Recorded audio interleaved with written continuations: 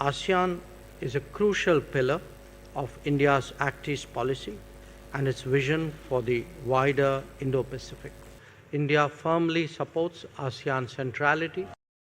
What are the benefits for Indians and the Indian companies to invest in the ASEAN region with respect to tax treaties and government incentive point of view?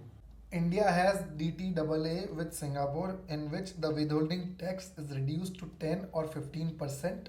The interest income generated in Singapore is capped at 15%, and the royalties and fees for technical service is reduced to 10%.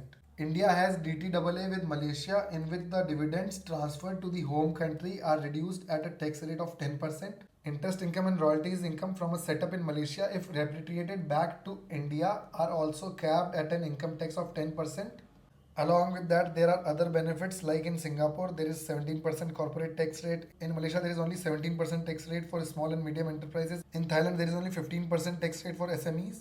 Our relations right now with the ASEAN are actually growing well. Indians have been investing into the ASEAN region a lot.